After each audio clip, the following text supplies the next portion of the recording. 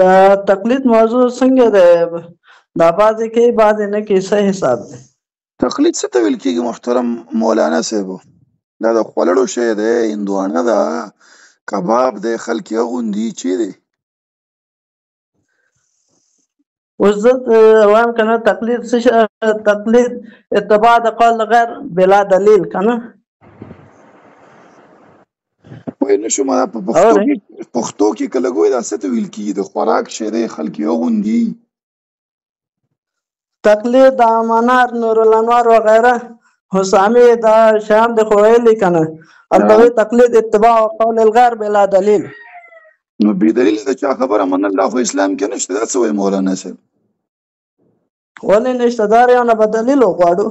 ولې نه؟ دا عیسایان چې د خپل پاپاګانو عبادت کوي، نو مطلب ستا دا شو چې هغوی ښه کار کوي، دلیل ترې نه غواړي. خبرې ته وایي اوس داسې چې مونږ تاسو اوس مونږ احناف چې د امام اعظم ابو حنیفه رحمه الله تقلید کوو، اوس دلیل د هغه قرآن حدیث زمونږ خو د هغه په شاګردۍ کې روان یو، نو هغه خو دلایل نه ثابت دي، بس چې قرآن حدیث نه دا ټول شیان استنباط کړي دي. ابا مولانا تا ویلې تقلید دې ته ویلې قبول قول غیر بلا دلیل، د چا خبره بې دلیله منل. اوس دا عیسایان چې دي که نه شرک کوي، نو هغوی وایي چې مونږ هم دلیل مطالبه نه کوو. همداسې قادیانیان وایي چې مونږ مرزا غلام احمد ته نبي وایو، ځکه مونږ هم د دلیل مطالبه نه کوو. نو ته چې دا ځان لپاره دا قاعده کړي، هغو سره یې ولې نه منې بیا؟ هلته چې مطالبه د دلیل موږ نه کوو، دا حسن ظن لرو، هلته قید د حسن ظن شته. اوس دا چې دي امامان دي، تابعین دي، اوس ته چې وایې چې هغه د بغیر د دلیل نه خبرې منل دا نه کېږي. اوس د نبي صلی الله علیه وسلم مبارک موږ تابعداري کوو که تقلید کوو که څه شی کوو؟ ګوره مولانا دا خبره داسې کوو که نه چې سر په سر یوه خبره مخکې بوځو، اخوا دېخوا ټوپونه دا مزه نه کوي که نه. تا وویلې چې د مطالبې دلیل موږ نه کوو. ستا ته وایي عیسایي راشي هغه درته وایي چې لکه موږ عیسی علیه السلام ته خدای ویو که نه، یا قادیاني راشي هغه وایي چې موږ مرزا غلام محمد ته نبي ویو، نو هغه تا ته وایي چې موږ هم دا ستا کار کوو، مطالبه نه کوو، قبول قول غیر بلا دلیل. موږ ته چې مرزا غلام احمد ویلي چې زه نبي یم، موږ ویلي چې دی. همداسې عیسایان به وایي چې عیسی علیه السلام د الله زوی دی. ته به هغه ته څه جواب کوې؟ د قبول قول غیر بلا دلیل. اورې؟ اورم. هغه خو یو خو د کفارو خبرې دي که نه، چې هغه کافران بغیر د دلیل یا دلیل سره هغوی هم درته دلیل پیش کوي. کتابونه دې نه دي ویلي، دلیل نه وایي درته د هغه عیسی علیه السلام ته چې ابن الله وایي، هغوی هم دلیل نه وایي، هغوی بلا دلیله خبرې کوي که مع دلیله. نه مولانا د ستا خبرې بالکل داسې خوند ونه کړه که نه. ګوره مطلب چې هغوی دلیل ته د هغو نه هم کمزورې شو چې هغو دلیل سره خبره کوي او ته بې دلیله خبرې کوې. خبرې ته وایي چې بې دلیل خبرې نه کوم. هغه امام اعظم ابو حنیفه رحم الله مسایل استنباط کړي، موږ هغه باندې حسن ظن لرو. نور دې کې څه کراهیت د دین د وجې نه څه شته؟ ګوره ما صاحب اول دا یو ټکي ماني چې ما ورته خلاص شوي نه کړ. زما عادت دی زه چا سره چې منډې نه وم کړم. ستا دعوه ده که نه، اول سړی دعوه ږدي، نو دعوې باندې به ته دلیل هله وایي چې دا دعوه خو دې منقح شي، ښکاره شي که نه. ستا دعوه دا وه چې قبول قول غیر بلا دلیل، دا بې دلیل خبره تا ته عیسایي راشي تا ته وایي چې زه عیسی علیه السلام ته د الله زوی ویمه بلا دلیل، ځکه تا خپله دعوه کېښود چې دلیل مطالبه به نه کوو. که ته هغه ته مشرک وایې، کافر وایې، هغه عربي کې یو مقوله ده وایي ستا با جر ورکوي او زما نه ورکوي، ته ما ته کافر وایې. لکه ولې که ته هغه ته داسې وایې، دوه خبرې به درته هغه کوي چې لکه دا زما عمل بې دلیله دی که په دلیل مانې. که په دلیل مانې نو زما نعوذ بالله په دې باندې سړی کافر کېږي چې لکه عیسایانو ته الله ویلي چې شرک وکړه. که معنا دی چې هغو عمل بې دلیله دی، نو هغو خبره خو بیا صحیح شو چې مونږ مطالبه نه کوو، بس مونږ ته خپل پاپا ویلي دي. هغه رد به ته څنګه کېږه؟ دا هغوی خو دلیل وایي، خو دا دلیل په ځای نه دی که نه، د هغوی دلیل قابل قبول نه دی، ځکه شرکیات وایي، کفریات وایي. اوس دلته امام اعظم ابو حنیفه رحم الله چې دی دلته دلایل وایي قرآن حدیث نه. اوس موږ مطالبه د دلیل امام اعظم ابو حنیفه صاحب نه کوو، او نور مسایل خو د قرآن حدیث نه هغه استنباط کړی. موږ حسن ظن لرو په امام اعظم ابو حنیفه رحم الله باندې. ګوره مولانا صاحب ستاسو دا دعوه د دې کې باطله شو. تا ویلي چې هغو دلیل وایي خو دلیل یې صحیح نه دی. مطلب دا شو چې یو کس کله یو تا ته ویلي د کفارو مشرکین دي که نه، هغوی خو معلوم دا نور هغه دي، مثلا مشرکین دي، هغوی خبرې موږ نه کوو. اما پاتې شو دا امامان چې امام اعظم ابو حنیفه رحم الله دی، یا امام شافعي صاحب دی، یا امام مالک صاحب دی، دا خو علماء کرام دي، بعض تابعین دي، بعض تبع تابعین دي. اوس دې کې دا قوم کوم ځای نه شو چې تاسو په تقلید باندې رد کوئ؟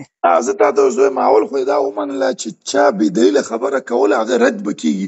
لکه تا د عیسایانو په مقابله کې ویلې چې هغوی چې دا کار کوي عیسی علیه السلام ته د الله زوی وایي نو دا کار یې بې دلیله. نو معلومه دا شو چې بې دلیله مسلې په اورې مولوي صاحب اورې ما پرېږده هغه خو د خپل شرکي عقیدې په مطابق دلیل وایي، د هغوی دلیل خو قابل قبول نه دی ځکه قرآن هغوی باندې رد کړه او هم ما پاتې شو په تقلید باندې قرآن رد کوي. ګوره ستا خبره ګوره زه زما دې خبرې ته فکر کوم نو بیا به خبره اساني. خبره دا شو چې دا خبره ته فکر کوم اورې هغوی دلیل وایي خو د هغوی دلیل باطل دی، د قرآن نه ثابت دی چې د هغوی دلایل باطل دي ځکه الله واحد لا شریک ذات دی که نه. اوس ګوره زما دې دعوې ته ګوره زما دې خبرې ته ګوره ستاسو د خبرې دا معلومه شو چې بې دلیله خبره څوک کوي هغه به نه منل کېږي. هغوی وایي چې موږ سره دلیل چې دی ستاسو خبره ګوره بیرته راځو ستاسو خبرې ته. اوله خبره کې د مولانا ما سره اتفاق وکړو چې بې دلیله د چا خبر نه شي منلی. اوس ګوره امام ابو حنیفه غټ انسان دی که عمر الله عنه؟ عمر رضی الله تعالی عنہ غټ انسان دی. بس دا هغه چې دی که نه دا تابعین شو، دا ټول تبع تابعین شو، دا د عمر رضی الله تعالی عنہ د خپل خاورې ته نه رسېږي. هغه مونږ انزل الناس اما نازل عمر یا ته خپله مرتبه به ورکړو، داسې نه کړو چې یو تابعي او یا مجتهد د صحابي مرتبې ته موږ نه رسولی شو نه رسوو. همداسې د ابوبکر له نوم غوره درجه لري، امام صاحب نه غوره دی انشاءالله که نه؟ ګوره هغه کې موږ هېڅ هغه نه لرو چې څوک د هغه کې هغه هسې ګمراه به وي. مولانا صاحب زه یو مثال ورکوم. اوس ګوره دا روایت چې دی امام ترمذي هم نقل کړی دی، امام ابن ماجه هم نقل کړی که نه. ابن عمر ته یو کس راغی چې ته وایې چې حج تمتع شته دی که نه، ته وایې حج تمتع شته او ستا پلار عمر له نه وایي چې حج تمتع نشته، نو ته د خپل پلار په لاره باندې ولې نه ځې؟ ابن عمر به ورته ویلې چې ګوره یو کار نبي علیه السلام کړی زما پلار یې منې کوي، زما د پلار خبره به منې کېږي که د عمر له نه کس ورته وایي چې د نبي علیه السلام. همداسې مستدرک د حاکم کې ابن عباس ته خلک راغله چې ابن عباس عروه ورته راغی چې خلک دې ګمراه کړه. وایي څنګه مې ګمراه کړه؟ وایي ته وایې چې حج تمتع شته، ابوبکر عمر نو چې نشته. هغه ورته ویلې زه تاسو ته وایم چې نبي صلی الله علیه وسلم او تاسو تقولو ابوبکر عمر تاسو ما ته وایي. نو ګوره د عمر له په شان د هستي د ابوبکر په شان د هستي هغو خبره بې دلیله صحابه نه مني او ته موږ ته ابو حنیفه رحمه الله یادوي چې بې دلیله خبره ومنو. څنګه یې ومنو؟ خبرې ته چې ته چې وایې چې هغوی صحابه کرام ولې بس منل ولې نه منل، یا د بل خبرې ته ولې غوږ نه ایښودل ولې نه منل؟ هغه ته هغه د قرآن دې ویله، حدیث دې ویله، صحابه کرامو به چې کومه فیصله عمر رضی الله تعالی عنه به وکړه صحابه کرامو به پکې خبرې کولې. اوس مثلا د هغه شو چې ته ما ته دا مثال پیش کړې اوس د تراویحو په مسله کې چې عمر رضی الله تعالی عنه هغه وکړه، صحابه ته امر وکړه ابی بن کعب سره ټول صحابه کرامو سکوت وکړه که نه، دلیل یې ته نه وغوښته. دا خبره ستاسو کمزور یو دا خبره زده کړئ که نه، کله چې زه یو اعتراض وکړم د هغه جواب وکړئ. ګوره تاسو ویلي چې دلیل مطالبه به نه کوو، دلته عمر له ابن عمر مطالبه وکړه، هغه ویلې نه زه د خپل پلار خبره نه منم. خبره وره مولانا زما خبره ختمه شوه بېرته هم پکې خبرې کوه. اور ته وایې چې بس هغه صحابه کرامو نه منل بغیر د دلیل. اوس ما درته پیش کړو دا خبره چې هغه د صحابه کرامو هغه د عمر رضی الله تعالی عنه مې درته پیش کړو چې عمر رضی الله تعالی عنه 6 رکعات تراویح باندې خلک راجمع کړو، کوم صحابي ور باندې رد وکړه مولانا چې دا څه خبره نه منم؟ ګوره مولانا صاحب داسې خبره چې زه کله خبرې کوم ما اوره چې تا کومه تا به ورم. ګوره ما مثال پیش کړه، ما مثال پیش که تاسو دا مثال جوابونه که تاسو بیرته د مثال په مقابله کې مثال پیش کوئ داسې نه ګورئ یو اعتراض تاسو ویل قبول کول. خبره واوره ما خبرې واوره زه خبرې ختمې کوم بیا وروسته ته خبرې وکړه جواب وکړه ځان سره دا خبرې یاد کوه.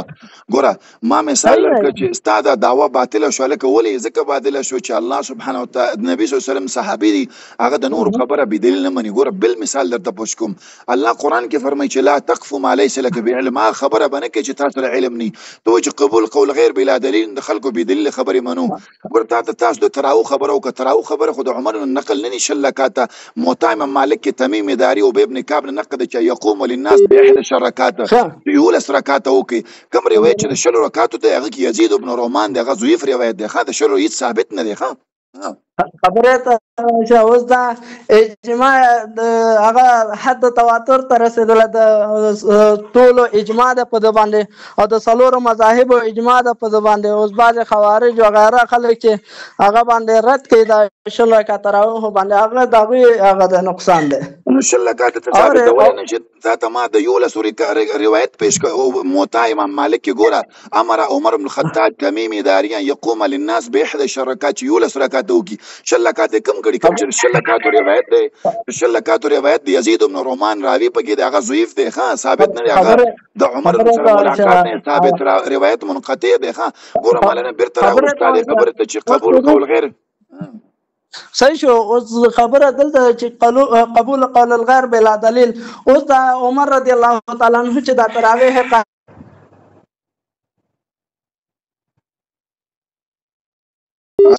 کوم اور باندې رضی الله تعالی عنہ اور وای اواز دې کټ شو. حضرت عثمان رضی الله تعالی عنہ دا دویم اذان هغه کو ټول مسلمانان په دې باندې روان دي. کوم صحابي باندې را بکړه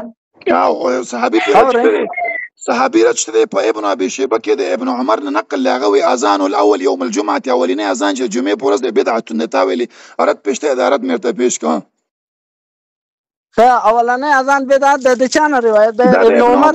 ابن عمر نقل مصنف ابن ابي شيبه مصنف عبد الرزاق او بيهقي ټول نقل کړي.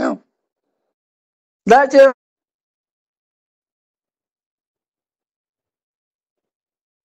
ګوره دا ټول اواز ده په دې باندې اورې اواز دې کټ کېږي، دا نت دې کمزورې کې سخت څه نه وایم. او دا دونه صحابه کرامو کې اواز ابن عمر رد کړي او دا نور ولې سکوت کړي. ګوره ستا دې خبرې هرې خبرې مونږ جواب وکړو چې دې ما یې چا رد کړی او مونږ درته پیش کړو. یو پیش کړی کو دو رد تا ته مونږ ثابت کړو چې قبول قول غیر بلا دلیل نشته. ګوره مولانا تا نو تا باندې اوس بل اعتراض کوم. ستاسو دا امام چې دی تاسو مطالبه د دلیل نه کوئ، که دلیل شته دی ته نه غواړي. دواړو کې فرق شته که نه؟ ستا امام سره دلیل شته دی؟ الحمدلله دلیل نشته. امام اعظم ابو حنیفه صاحب ته اوس دا خبره اورې مولوي صاحب اول مولانا دې خبرې ته راځو بیرته که نه؟ تا ویلې دلیل شته دی خو مونږ ته مطالبه نه کوو. زه اوس تا ته ګوره یو څو مسلې پیش کوم تاسو سره. دا حدیث نه دغه ته یاد اورې ګوره مولانا تا ویلې چې مونږ سره دلیل شته خو مونږ مطالبه نه کوو. دا خبره صحیح ده که نه؟ او مونږ مطالبه نه کوو. اوس دا اول دغه خبره به صفا کو د بیا به مخکې ان شاء الله لاړ شو. نه که نه مولانا ستا دا دعوه چې اول دعوه د مناقح نه. ګوره زه ستا د هر شق بطلان تا ته ثابتوم. تا ویلې دلیل شته خو مونږ ته مطالبه نه کوو. ګوره حدیث کې راځي نبی صلی الله علیه وسلم صحابي د ابن عباس هغه په جنازې مانځه کې سورت فاتحه ولوستله. تاسو سبحانك اللهم الولي دا په کوم حدیث کې راغلی؟ څنګه؟ ګوره په جنازې مانځه کې د اول تکبیر نه وروسته بخاري کې حدیث دی چې نبی صلی الله علیه وسلم صحابي ابن عباس سورت فاتحه ولوستله او بیا ویل چې دا کار سنت دی.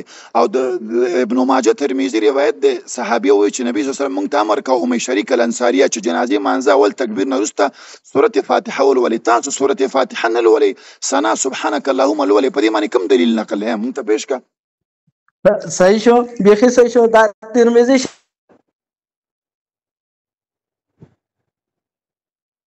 وغیرہ نه کوي کنه. دا حدیث کې نه ویل چې پیغمبر صلی الله علیه وسلم مبارک با دغه هغه کې تکبیراتو کې اوله کې به سبحانك اللهم، دویم کې به درود شریف او دریم کې به دا هغه عام دعا چې ده کنه دغه ویل. نه دا هیڅ حدیث کې نشته. خو خوب ولید مولانا خوب کې دا حدیث نقل کو. ته خوب ولې خوب زه درته هم دا اوس د ترمذي شریف هغه حواله درته ذکر کوم لېږم درته. ما سره شامله ده ترمذي مخامخ پرته ده. کوم څوم نمبر حدیث ده؟ وای اور خبره ته واښه حدیث نمبر وای څوم نمبر حدیث ده؟ خبر چطور قطع مې هلا مولانا کوم طرف ته لاړې؟ دا هغه کټ موبایل کټ کا ځوان بیا ورپسې رنګ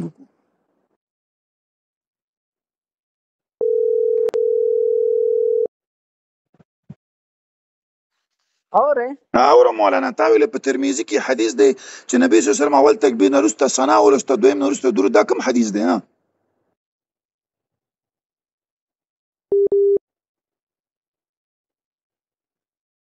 الو مولانا.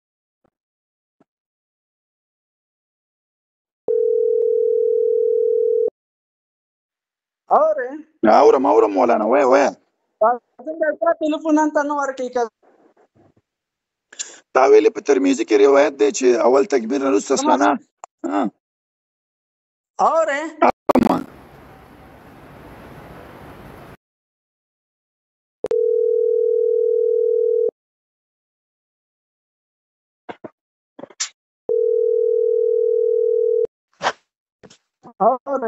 مولانا دا حدیث په کوم نمبر حدیث دی؟ وای خبره ته واشه وای زه درته حواله لیږم ان شاء الله.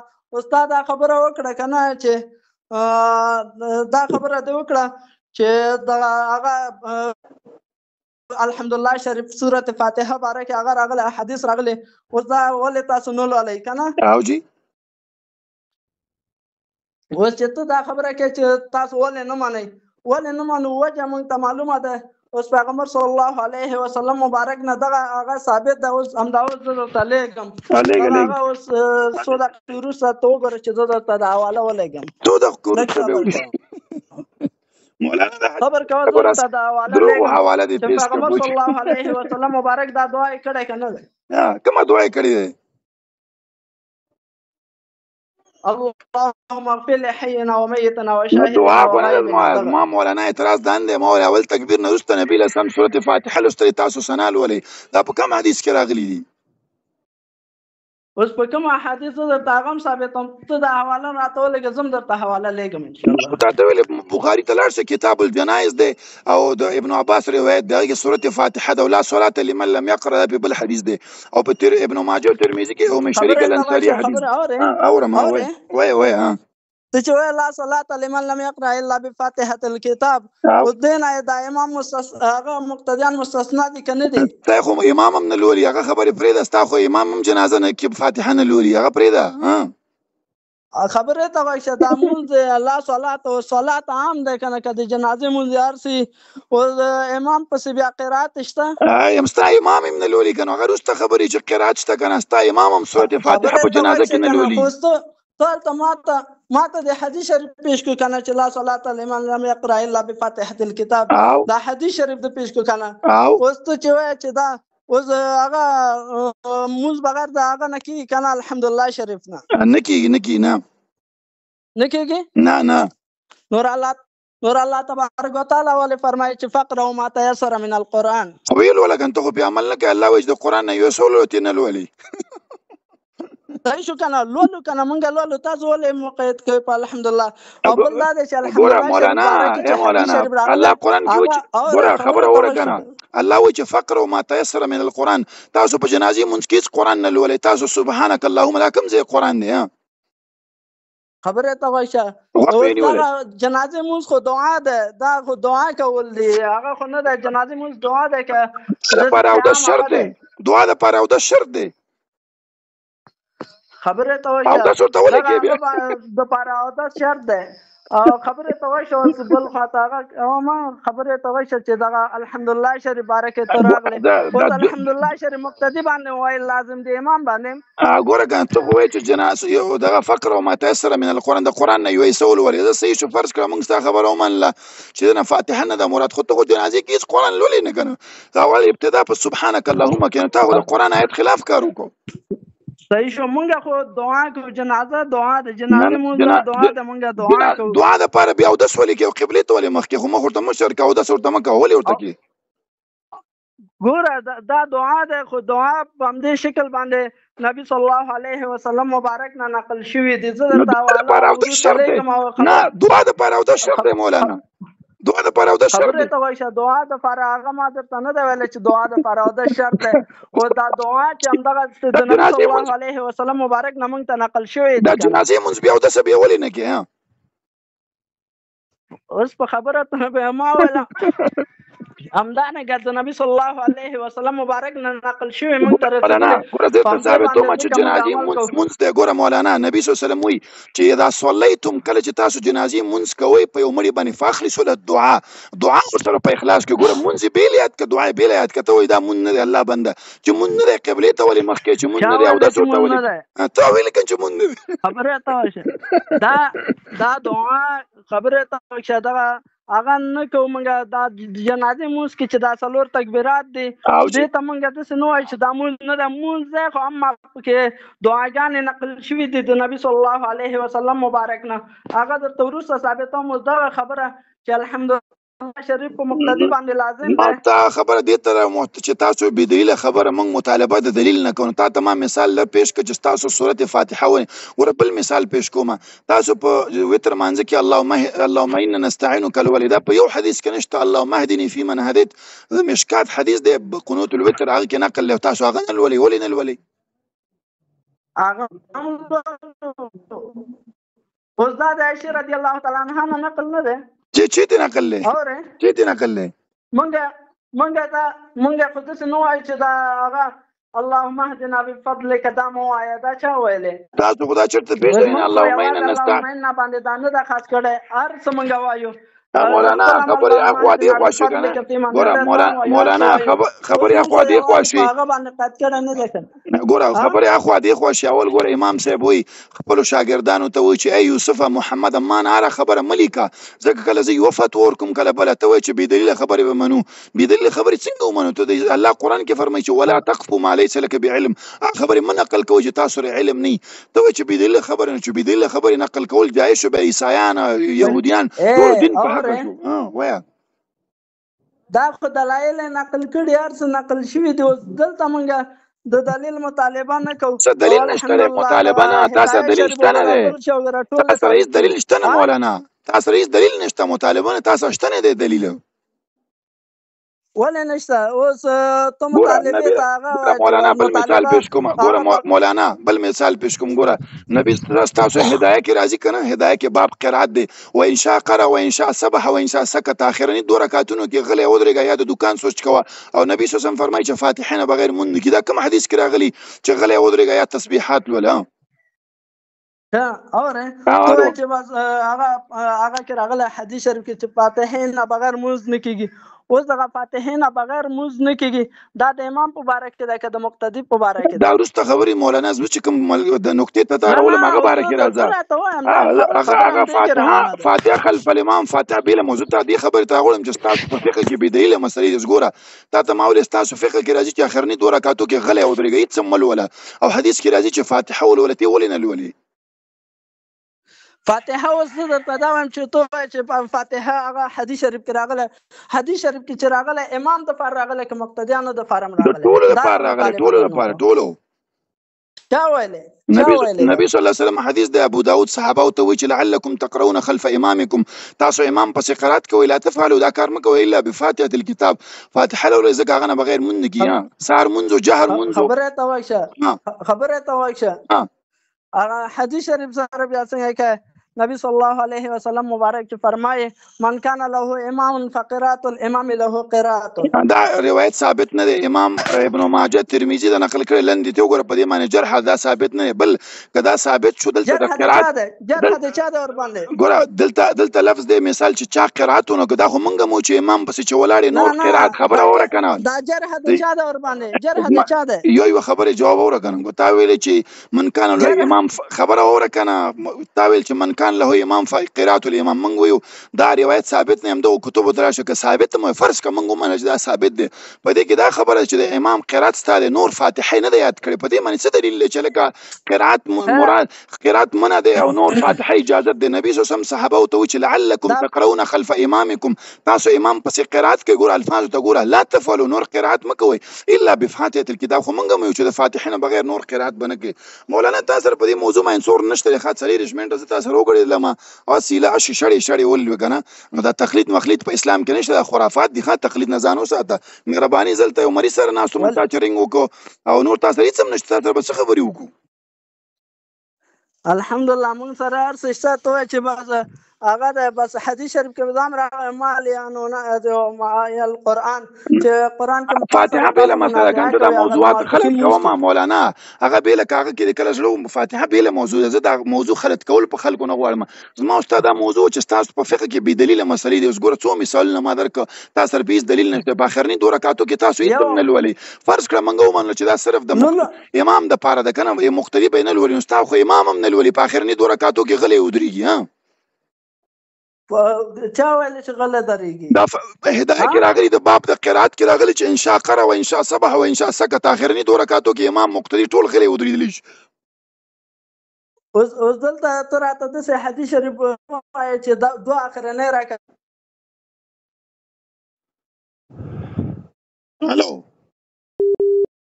هلو کې په حال ولې بخاری کی روایت ده قتاده بخاری کی روایت ده قتاده هغه فرمایي نبی صلی الله علیه وسلم مونږ ته د ماسپخین منځ را کاول لکات کې سورته فاتحه او بل سورته ولستو او په اخرنی دوه رکعاتو کې سورته فاتحه ولستران دا دلیل شو والا صحیح شو سورته فاتحه اوس مونږ هم لولو خو اما د څه ده چې د دې باندې امر نه درغله دا واجب او فرض نه ده ولین راغله نبی صلی الله علیه وسلم او چې لا صلات نبی صلی الله علیه وسلم او چې لا صلات او چې امر نه راغله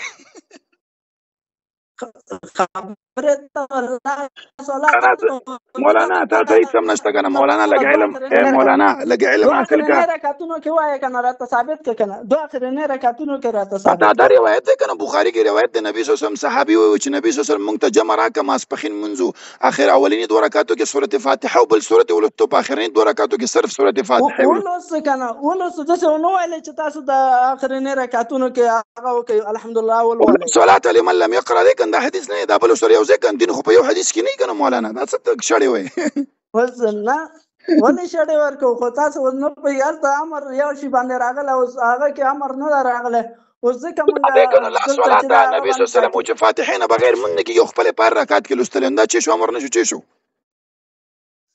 پر رکعت کې لوستل مولانا زم لک ستړی شو ما خبرې د اصله شړې بیا خبرې وکم مولانا مهرباني